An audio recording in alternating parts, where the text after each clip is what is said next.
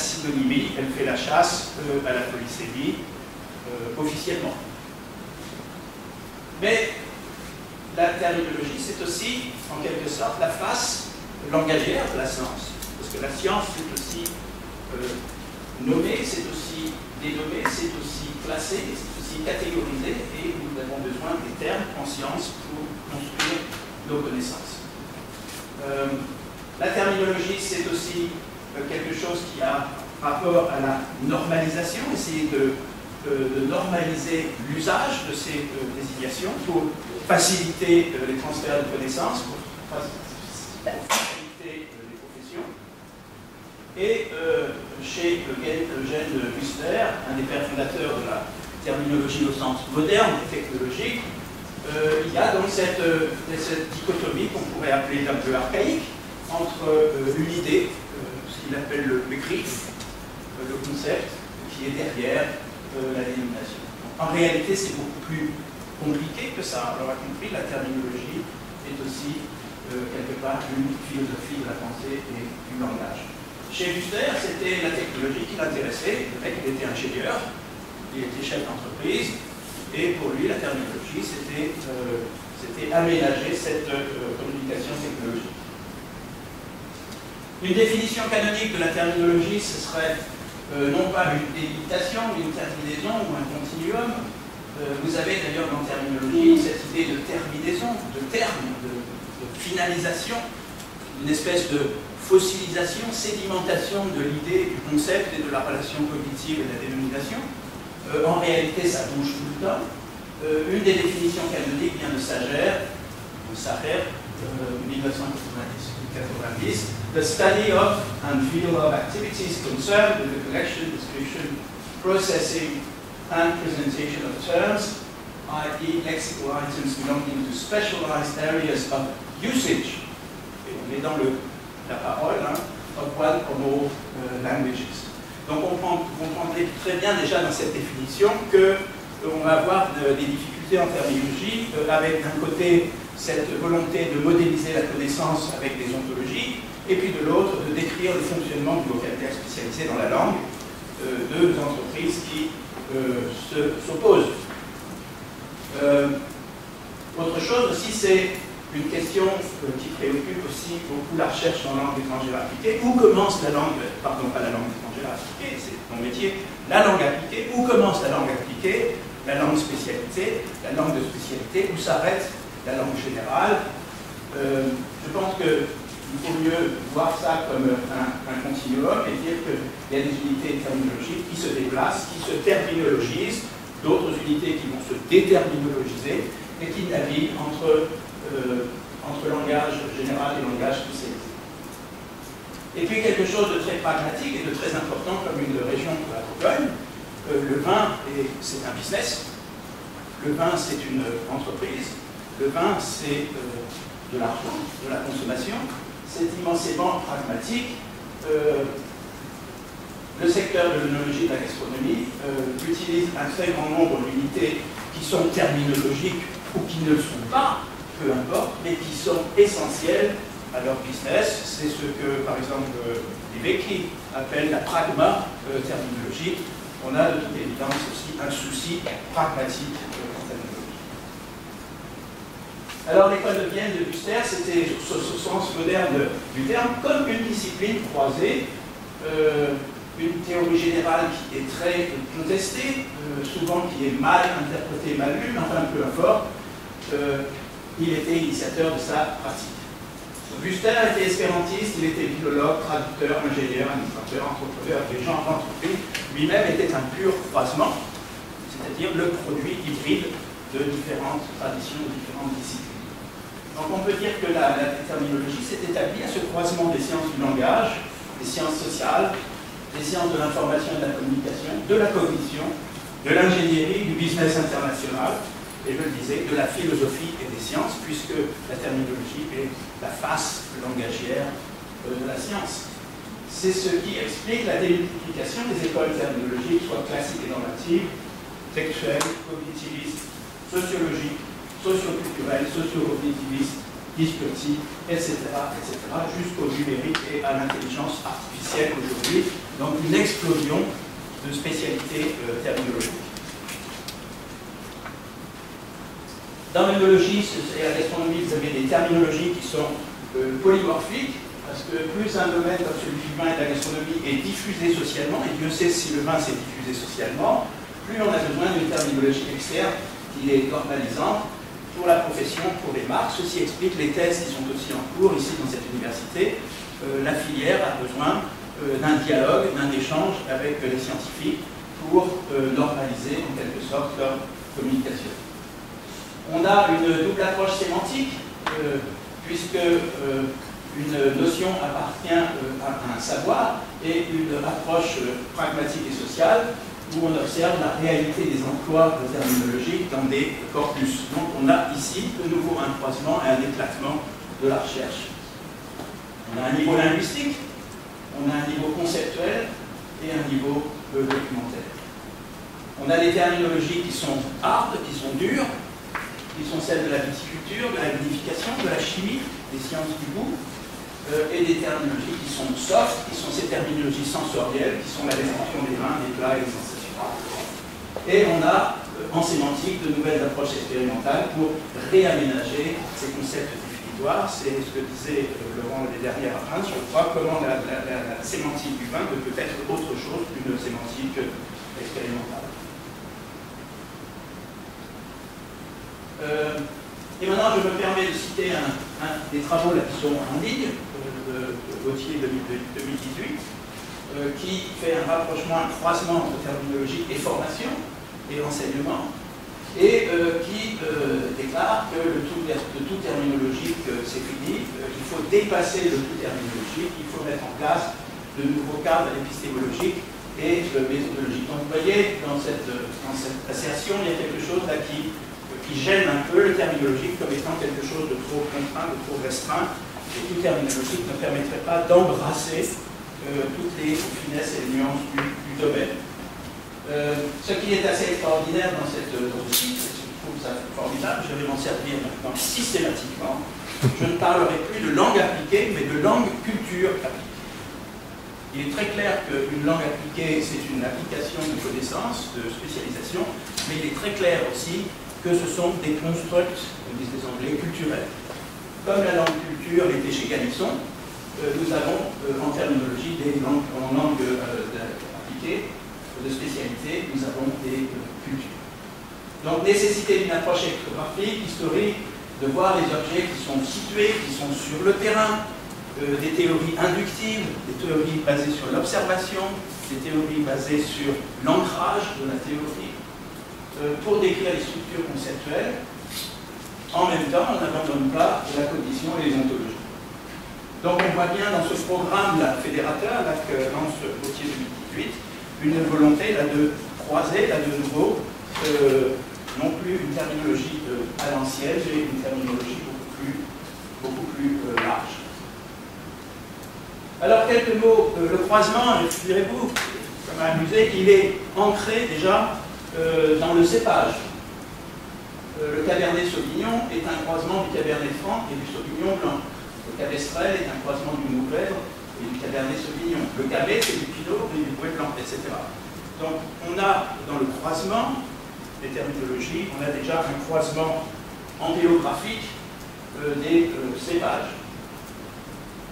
On a dans l'objet vin un croisement des molécules, plus de 600 constituants, certains affirment qu'il y en a jusqu'à 1000 composants, dont 500 volatiles, donc une immense complexité, une grande variabilité du fait de cette origine biologique et d'une transformation avec la fermentation alcoolique.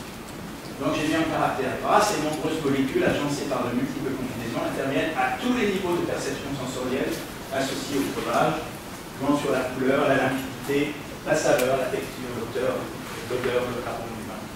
Donc des croisements qui sont déjà dans l'objet lui-même. Des croisements aussi organoleptiques, puisque les sensations de sucré, salé, acide et amer, les quatre goûts élémentaires, l'astringent du tanin, la brûlure de l'alcool, le piquant du gaz carbonique, le goût de métal, le fer, le cuivre, etc. Tous ces croisements sont sont propres aux mains. Quelques croisements lexicographiques maintenant.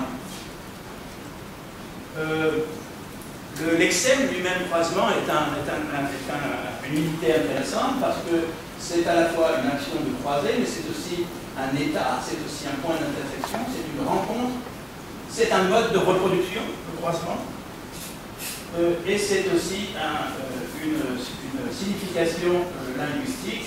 Le croisement linguistique, c'est par exemple le franglais, une forme d'hybridation.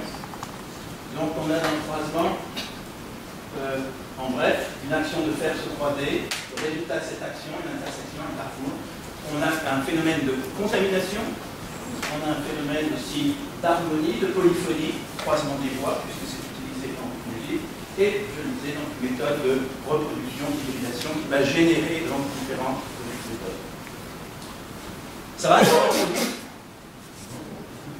Est-ce que c'est toujours clair et distinct ou il faut forcer un peu plus la voix? Non, c'est bon? Non, très bien. Les dérivés de croisement, c'est croiser, croisage, croisière. Pourquoi? Parce que vous avez, parlant de l'historique du vin, vous avez avec les croisés et la croisade un formidable croisement des cultures, des civilisations, des langages et les croisements œnologiques, puisque le vin qui vient de Géorgie, qui vient des Balkans, qui vient d'Espagne, va traverser tout le bassin méditerranéen. Et il y a même des vins du Languedoc et Roussillon qui sont des croisés, qui sont des croisades. Quittons maintenant les choses un peu amusantes et passons aux choses un peu plus sérieuses. Donc, là, je m'excuse d'avance si vous allez trouver ça peut-être un petit peu sec, mais je vais essayer d'expliquer. Voilà la grappe des croisements. Je ne vais pas tout vous lire, mais vous avez des discours, vous avez de la diachronie, de l'œnoculturel, de l'œnotourisme, des supports de médiation, de l'expérientiel, du business, de la communication, du numérique, etc., etc. On peut démultiplier les approches qui ont été utilisées lors de ces colloques et dans les travaux qui ont été réalisés et publiés, qui font donc intervenir des ancrages assez différents de la traduction et du traitement automatique des langues. Donc vous voyez, le croisement, il est là, il est au cœur de la métaphore, il est une véritable grappe. Reprenant un peu les propos de Jean-Jacques l'année dernière à Reims, là, et le carré sémiotique de Floch, on avait ces valorisations des discours sur le vin et la vigne, et la dit, des valorisations qui étaient pratiques, des valorisations utopiques, existentielles, voire sacrées, avec Anne Parisot qui nous parlait du caractère sacré de la vigne et du vin, des valorisations critiques, rationnelles, qui ne sont pas existentielles, et très important, tout ce qui est l'esthétique du vin, tout ce qui est le jeu du vin, le ludico-esthétique.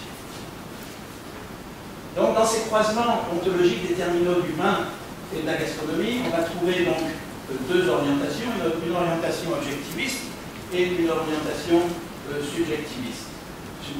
L'objectivisme veut que le phénomène du vin et de la vigne soit concret et se conforme à des lois et qui soient indépendantes de l'observateur. L'objectivisme veut que le vin et la vigne soient des processus concrets qui sont déterminants, des champs d'information qui sont mutuellement dépendants, et nous sommes donc enfin dans le cœur des terminologies. Pour ce qui est du subjectivisme, on passe de l'autre côté de la barrière, on va rentrer dans des mondes de discours symboliques, des discours symboliques qui sont à la base de construction sociale et qui sont toutes des manifestations de l'intentionnalité humaine. Donc en combinant ces approches objectivistes, on va travailler de manière analytique, on va étudier les parties constitutives qui constituent un tout, on va travailler avec un peu d'herméneutique pour interpréter les faits, un paradigme somme toute assez fonctionnel qu'on retrouve aussi dans l'idée de corpus, puisque le corpus serait une représentation objective de ces discours qu'on va pouvoir structurer, on va pouvoir manipuler, on va pouvoir soumettre à des outils textométriques ou lexicométriques.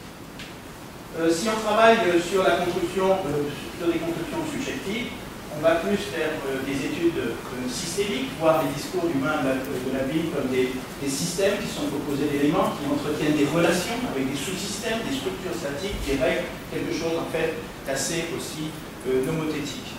et ça se voit aussi dans les travaux, on essaye d'expliquer quels sont ces systèmes de communication humain et d'elle. Et en dernier ressort, dans le subjectivisme, l'intentionnalité humaine, eh bien, on a des travaux qui vont vers les acteurs, comme Vilaine, elle est là, Vilaine ? Elle est là, Vilaine ? On travaille avec des acteurs, des œnologues, des producteurs, des touristes qui viennent déguster, des acteurs, c'est en interaction, expérience, quelque chose d'ethnographique, voire anthropologique. On va voir que ces discours, c'est des expériences individuelles des autres dans le temps, des constructions sociales, donc tout un paradigme interprétatif. Donc vous voyez, l'un n'exclut pas l'autre. Dans de nombreux travaux, on trouvera une hybridation, un croisement de ces perspectives métascientifiques. On trouvera aussi des croisements méthodologiques, ce que les Anglais appellent mixed methods, ce qu'en français on appelle la triangulation. Triangulation théorique, triangulation des données, triangulation des investigateurs et triangulation des méthodologies.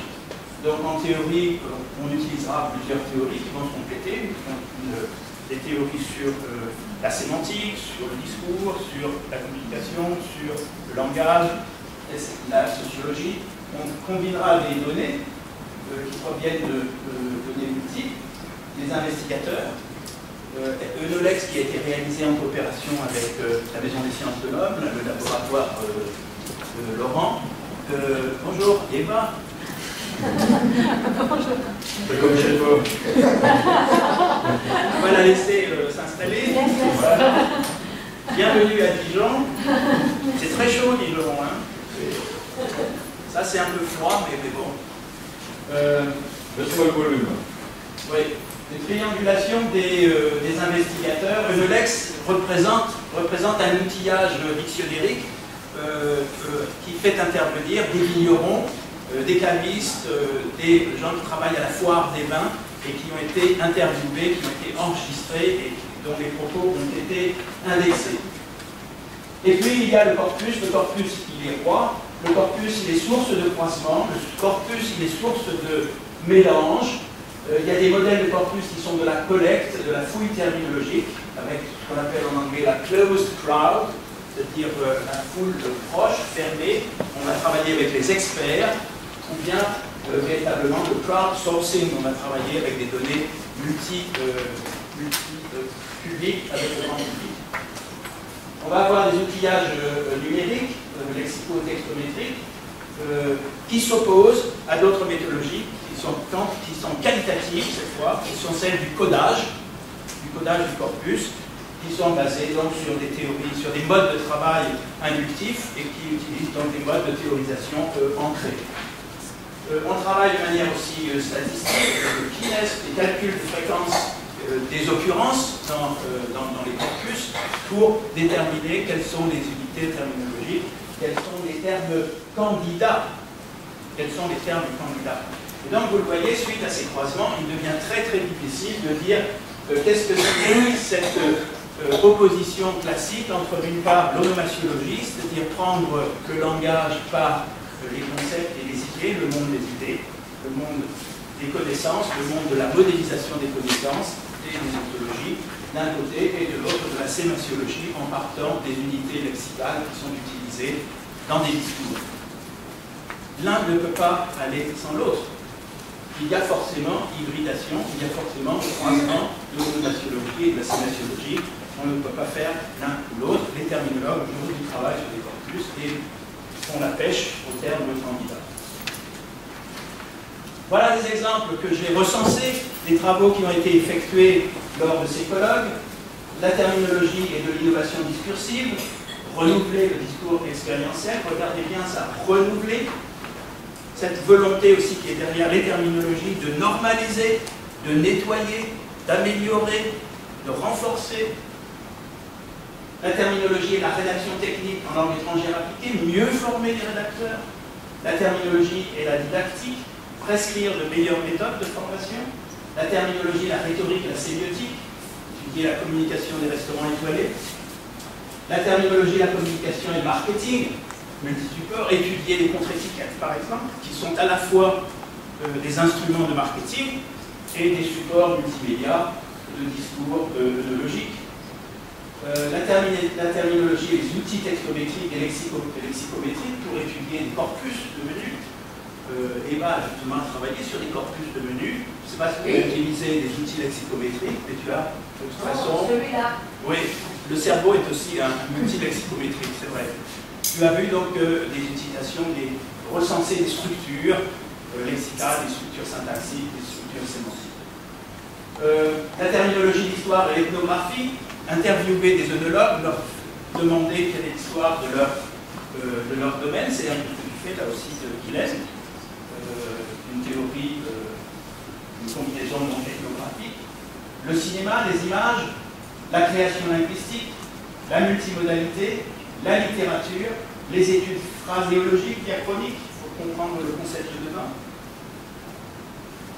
La terminographie et l'innovation théorique, nous avions ça avec Enolex. Enolex nous a permis de créer un outil d'information, nous a permis simultanément de faire avancer les théories terminologiques, terminographiques et lexicographiques.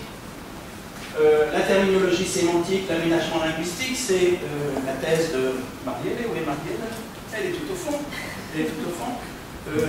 Le Brésil souhaite mieux commercialiser ses mousseux, ses espumanes. On va repêcher dans l'héritage terminologique cette capacité, cette aptitude à aménager. On va constituer des lexiques diachroniques, des modulins. On va étudier la relation client chez les cavistes, réaliser des interviews biographiques des chefs de restaurant. On va étudier les structures du vocabulaire polysensoriel. On va étudier le vocabulaire synesthésique, la création lexicale et la néonymie, parce que la terminologie est dynamique, elle crée toujours de nouvelles unités. La terminologie, c'est aussi le marketing de l'expérience, ce sont des études sociologiques, les réactions des visiteurs, la description des spiritueux. Je crois qu'il s'agissait du cognac, où nous étions dans le cognac, nous étions aussi dans le Calvados. La terminologie et la didactique, mieux soutenir les discours étrangers, en langue étrangère appliquée, construire des bases de données multilingues, la variation linguistique, l'histoire et la dialectologie. C'est la dialectologie, c'est le matériau dialectologique qui va nous apporter les évidences de l'évolution du langage et de l'usage de la terminologie sur le terrain. Et finalement, la terminologie et la didactique de la terminologie, c'est un peu aussi le programme que tu fédères pour mieux enseigner, utiliser des corpus, pour alimenter toute la didactique des langues, cultures. Donc, un listing, si vous voulez, des travaux qui ont été réalisés dans le cadre de ces colloques et qui montrent à quel point on navigue élégamment entre tous ces paradigmes sur lesquels je vais revenir. En haut, donc, une orientation fonctionnaliste, et il y a beaucoup de fonctionnalisme dans ce que vous avez vu, il y a beaucoup de travaux qui ont cette ambition de faire bouger les choses, de faire transformer la didactique, la traductologie, la communication, la lexicographie, etc. Et à l'opposé de cet axe fonctionnaliste et nomothétique, un axe interprétiviste, constructiviste et idiographique. Dans la méthode de travail et la méthodologie, sur l'axe horizontal, on a un côté structuraliste. Lorsque Eva a étudié la syntaxe des menus, on travaille sur des structures syntaxiques, systématiques, qui vont être utilisées pour dénoter les concepts, dénoter les idées du chef de cuisine étoilé. Et à l'opposé de ce structuralisme, l'interactionnisme, les études de terrain, les études multi-acteurs, etc. Donc, c'est quoi être fonctionnaliste dans la vie et le vin? C'est vouloir utiliser une épistémologie positiviste pour expliquer les terminologies, c'est ça l'idée. C'est pour montrer comment les organisations du business et du vin et de la restauration s'adaptent à des changements structuraux pour s'aligner avec leur environnement. On a ça un peu dans les créments. On a des terminologies qui sont des reflets non contextuels de cette réalité et des facteurs environnementaux qui stimulent les organisations qui répondent par des comportements spécifiques et des stratégies. Nous sommes aussi dans les sciences de la communication. Dans l'interprétivisme, c'est plus d'écrire, c'est comprendre. essayer d'expliquer, comprendre des situations telles que les individus les définissent, de comprendre le sens qu'ils dérivent de leur expérience, de comprendre et de percevoir des acteurs qui sont engagés dans une interprétation continue, et de comprendre qu'il s'agit en réalité d'une création du sens à partir, en réalité aussi, qu'il s'agit d'une construction du sens à partir d'expérience et de contexte. Dans le structuralisme, l'ordre du jour, c'est d'organiser les terminologies, d'organiser des systèmes complexes, de les relier, des systèmes qui sont collectifs, qui ne sont pas individualistes, qui sont des positions où les positions individuelles sont déterminées par la structure des systèmes. Donc on a dans cette vision terminologique là, une part un petit peu déterministe. Les terminaux sont vus comme des structures et des comportements qui vont générer, qui vont gérer, encadrer, alimenter la mise en discours, qui sont dotés variables, et ces dotés variables, on les connaît, c'est la position sur le marché, c'est la concurrence, c'est la concurrence, c'est les acheteurs, etc., etc. Et finalement, l'interactionnisme, ce n'est plus comprendre, mais c'est véritablement expériencer les terminologies là où elles se font et se défont, là où elles approchent spontanément.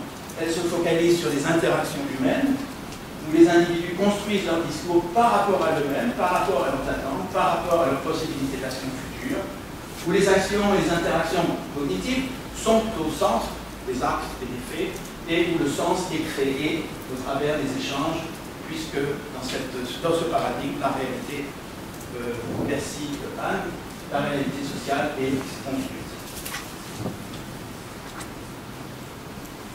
Je reprends le schéma de tout à l'heure, et croiser maintenant les paradigmes terminologiques nous permet de mieux comprendre, de nous approcher encore un petit peu plus des méthodes, des sélections de données, des travaux qui ont été faits et réalisés au croisement de ces axes fonctionnalistes et interprétivistes, structuralistes et interactionnistes.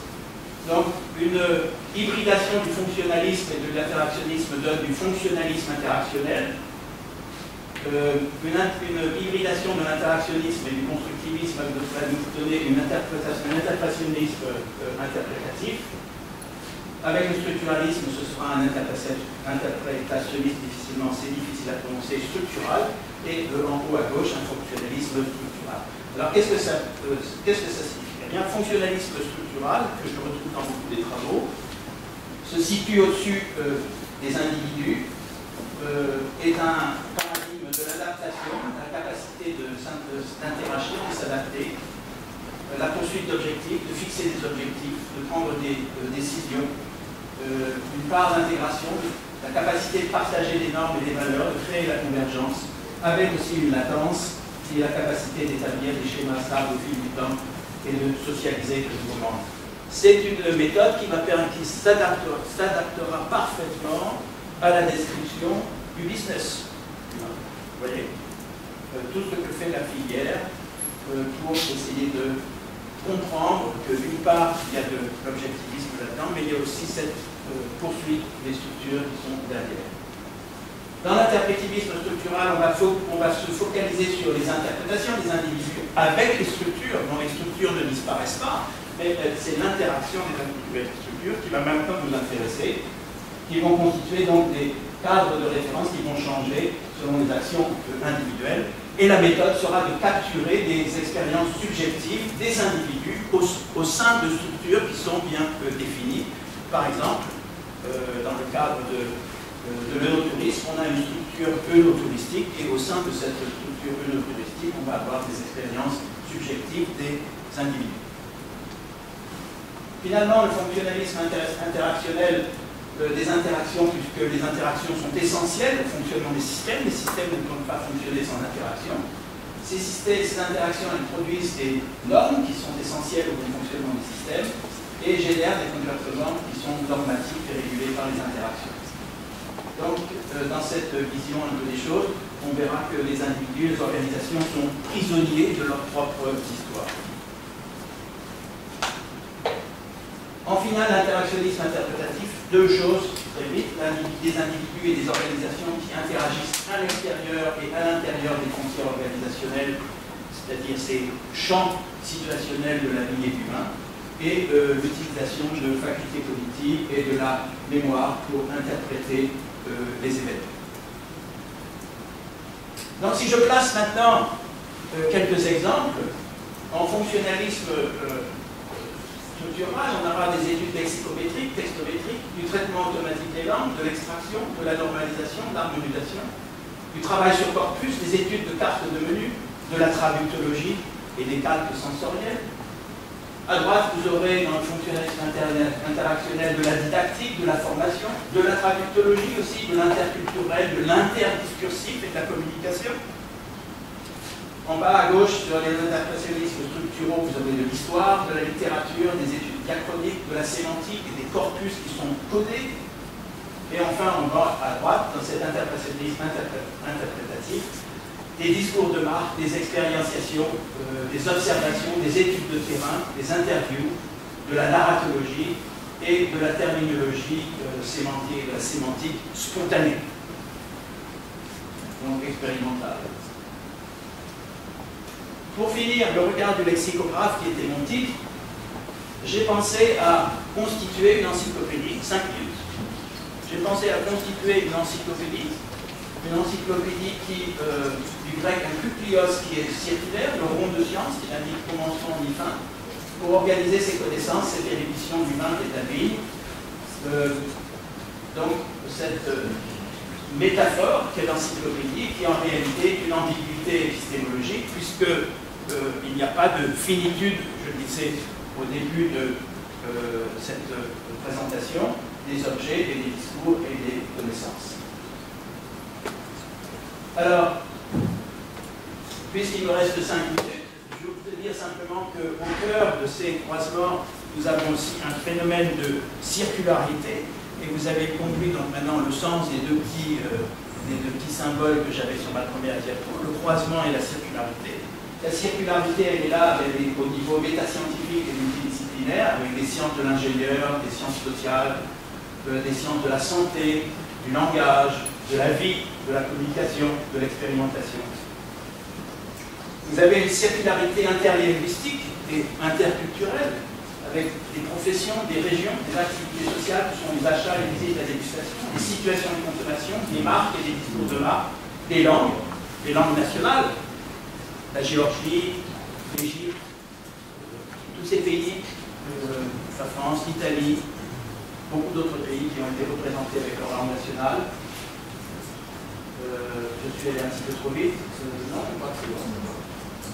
En troisième circularité qui est descriptive, celle des champs d'investigation qui sont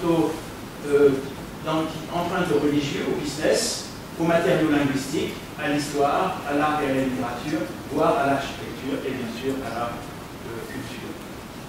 Une circularité de la polygénèse des données. Les données, elles proviennent de surveys, de questionnaires, elles proviennent d'observations, elles proviennent de... qu'est-ce que j'ai écrit là? De médias. De médias, le web, le cinéma, des ouvrages de référence, c'est-à-dire des glossaires, des lexiques, des images, des gros corpus, des petits corpus, des gros corpus, des sous-corpus, des genres textuels, des romans. Et finalement, une circularité des niveaux de discours. Ça, j'ai repris ça, je te citerai, là, Jean-Jacques, j'en parlais à Reims. Ces métadiscours qui sont les discours transcendants, physiologiques, sociétaux, instrumentaux et polégologiques. Donc on a toute cette circularité. Et il en reste encore une circularité applicative et transformative, parce que dans la plupart de ces travaux, il y a une préoccupation, un objectif de transformation, un objectif d'enrichissement, d'amélioration. Améliorer les études marketing, améliorer les dictionnaires, améliorer les applications digitales, améliorer les campagnes de communication, les traductions, la traduction spécialisée, le storytelling, la didactique. Donc aussi une circularité applicative. Je passe sur le lex parce que j'en ai déjà beaucoup parlé, il reste très peu de temps, donc je dois tracer, là, comme on dit. Le lex était un croisement de données encyclopédiques, c'était aussi un croisement de données terminologiques, j'ai dit entre parenthèses ou pas, parce que je ne sais toujours pas ce que c'est, vous allez voir que j'approche de la conclusion, parce que je ne sais toujours pas ce que c'est que la terminologie. Un croisement de données expérientielles, puisqu'il y a des vidéos, il y a des interviews, il y a des interactions. Donc si on allait vers un dictionnaire encyclopédique croisé, c'est-à-dire un hybride, dans le sens où je vais vous montrer avec l'ortholangue, nous aurions une accessologie plurielle, on pourrait rechercher par mots-clés, par thème, par recherche de synonymes de type thésaurus, mais on aurait aussi des données multimodales qui seraient des terminologies, des ontologies, des idéologies et de la recherche, parce qu'il me semble évident dans une démarche encyclopédique d'inclure nos travaux et de les indexer et de les relier entre eux, de construire une plateforme des études de la vie humaine. Ce serait la fin définitive de la dichotomie lexicographie et terminologique qui mérite énormément, qui m'énerve depuis des années, mais que Bauer 2018 dénonce aussi. Donc terminons la terminologie en la revisitant. Elle sert à communiquer, elle sert à savoir, elle sert à agir, elle sert à interpréter. Et là, ce sont des orientations théoriques que j'utilise personnellement dans mon travail de lexicographe. Un dictionnaire, ça sert à comprendre, à lire, ça sert à traduire, ça sert à agir, ça sert à interpréter, ça sert à beaucoup de choses, ses fonctions.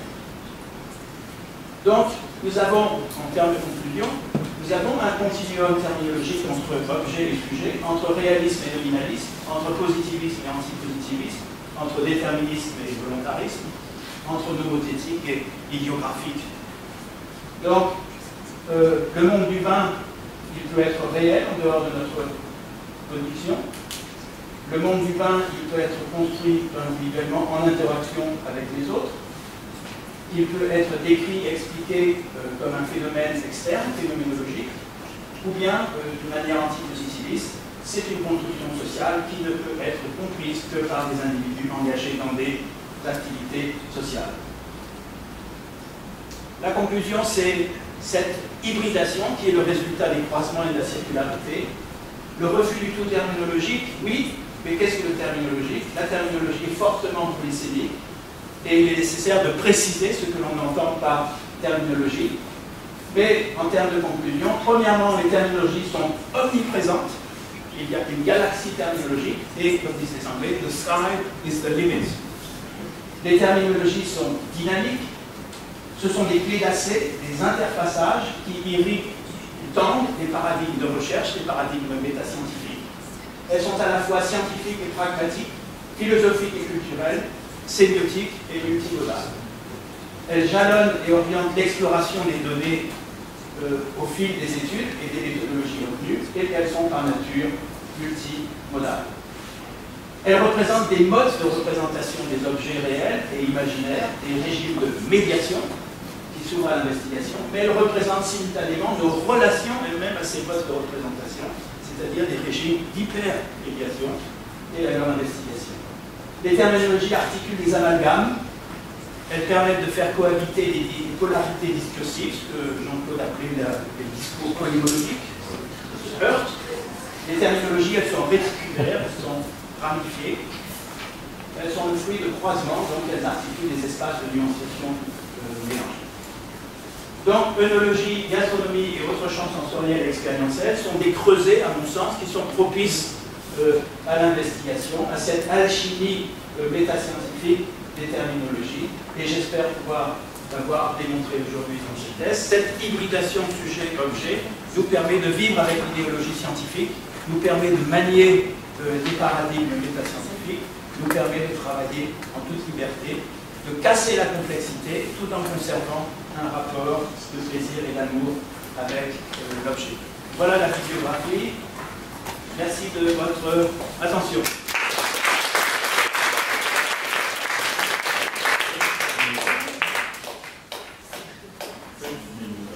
Merci Patrick pour cette brillante présentation. Alors il nous reste 5 minutes pour quelques questions. J'ai tout dit. Oh. Je pas. Eva, je n'ai entendu que la moitié. Ah. ça sera une petite question. Mais, On accepte les excuses pour leur part. merci. Et qu'est-ce que je voulais dire? Je me suis levée à 7h30 ce matin, je ne suis pas tout à fait là. Décalage horaire. Décalage horaire, voilà. Mais Alors, je t'admire beaucoup, je serais incapable de faire ce genre de vue d'ensemble théorique. Moi, je prends un texte et je cherche la petite bête et je cherche les détails du texte. Après, je me force à tirer quelques conclusions. Hein. Heureusement qu'il y a aussi des chercheurs comme toi qui voient et qui arrivent après à mettre mes petites recherches sur des petits textes dans un contexte où ça donne du sens. Hein. C'est panoramique, ça. Oui. Gros panorama, gros plan. Je pense que tu as deux petites fautes, dans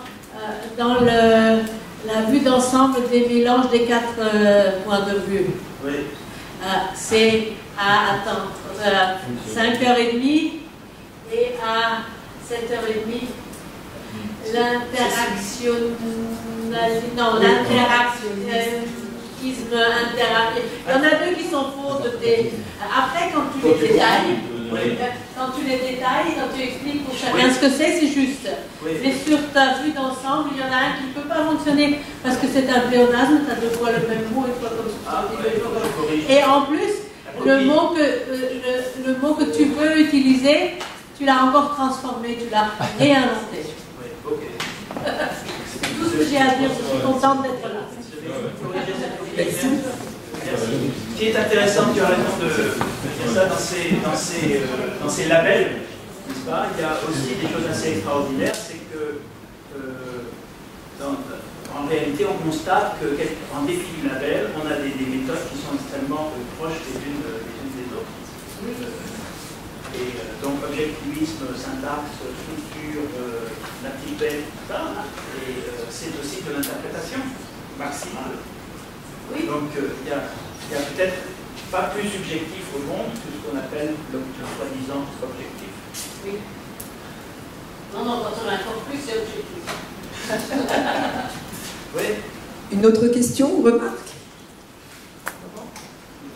Merci Patrick pour ce survol. Alors naturellement, tu t'en doutes que je suis à 100% d'accord avec tout ce que tu as dit. Mais alors si la terminologie est vraiment partout, et est vraiment la clé d'entrée de toutes ces dimensions dans la vraie vie, quel que soit le domaine, parce que nous c'est l'œnologie, la gastronomie, mais ça peut être n'importe quoi d'autre, il y en a qui ont choisi les pneus.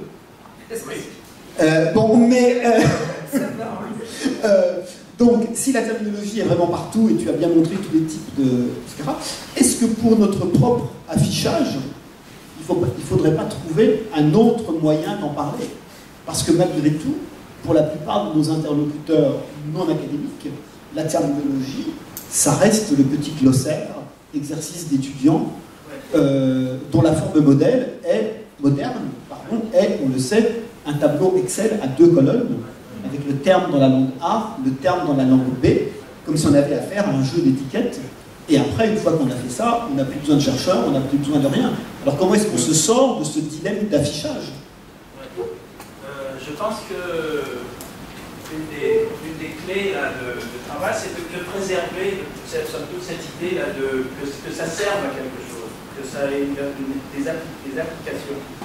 Donc pour moi, ce serait travailler plus vers des plateformes, des applications que tu as fait, Adwine, des choses comme ça, parce que là, les publics comprennent que nous avons des articulations du langage, des connaissances, des systèmes de représentation. On en parlait ce midi au déjeuner. Il est clair qu'une application là, comme celle qu'on prévoit pour les objets là, du vin, c'est à la fois de la chimie, des sciences dures et pures et dures, mais c'est aussi de la radiologie, c'est aussi de l'ethnographie, c'est des tas de choses. Donc la réponse serait de dire de montrer au travers d'applications en coopération avec nos partenaires que la terminologie nous permet de décliner des perspectives qui vont se féconder, qui vont voilà, je disais aussi à Anne, est-ce qu'on peut aider véritablement la filière à mieux communiquer? Je ne sais pas, je ne crois pas, mais on peut très certainement. Je crois très certainement qu'on peut développer des applications qui justement mettront en jeu là, ce tout terminologique, dans l'autre sens du tout terminologique, où je ne sais pas si c'était péjoratif, le tout terminologique, il y en avait un peu marre, faudrait peut-être faire autre chose. Mais l'autre chose, c'est aussi du tout quelque part, mais vu d'une autre manière, sans utiliser le jargon, mais en montrant simplement que nous pouvons faire ce que Jean-Jacques appelle du multimodal, donc le multimodal, il faut les combiner toutes ces approches. Que ça sert à la chose. C'est parce que le problème de la terminologie, c'est que c'est effectivement quelque chose qui est très enfermé dans une représentation, dans des modèles, et on a l'impression qu'une fois qu'on a fait son petit tableau terminologique, on a tout fait, mais en fait on n'a rien fait du tout.